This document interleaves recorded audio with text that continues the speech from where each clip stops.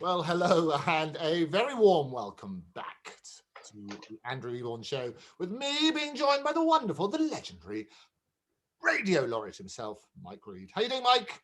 I'm good, Andrew. Yeah, very good. Very good. And it's National Shower with a Friend Day. And I'll tell you what, that's a commercial thing and a half, isn't it? I reckon, I've looked this up, and it's a Colorado company that invented this day in 2014 to flog a few of those shower filters.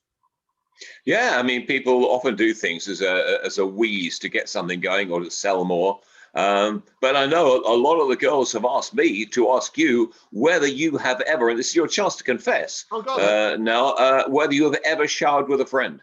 Well, I have to say, just having one day would not be enough. I think I tell you what we used to do about friends. You had to do it at school because they had Exactly. wrong with it. You had no choice.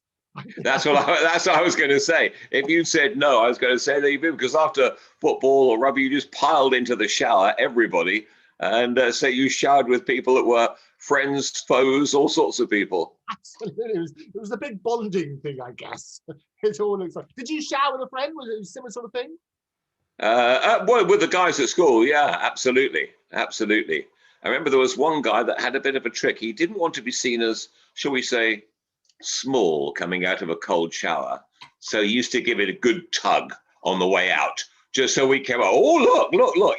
And he told me later it was a trick he used. I said, we all thought you were just a big boy. Oh, how funny. Well, I'll tell you what, that was Oliver Reed did that famously, didn't he? Remember that naked wrestling scene in the movie? Oh, really? And that's exactly what he did. He obviously, that's where your chum got it from, because it was Ollie Reed in an interview. He said before they shot it. Oh, well, there we are then. That's he's been influencing generations of schoolboys ever since.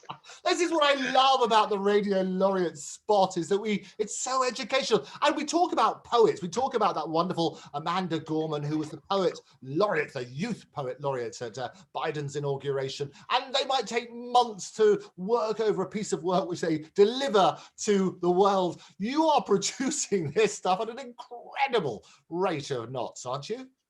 Yeah, I know the Queen gives crates of wine or whatever to the Poet Laureate, so I do feel that maybe a crate or two of Tizer should be coming my way. Well, I think when the pubs open in April, absolutely, the Tizers are on me. It's got to be good. But in the meantime, to celebrate, it's over to you, Radio Laureate. Okay, and this one is not John Cooper Clarke. He's a little bit further north. He's a bit more Lancashire. I know John Cooper's from Salford. This one's a few miles further north. Shower with a Friend Day. There were room enough for two up on the roof, but in the room where the loofah lives, I'm not so sure. Maybe there's room for more. 3, 4. Where there's life, there's soap, I hope. You wash my hair, I'll wash yours. Mind your fingers in the glass doors. Isn't this fun?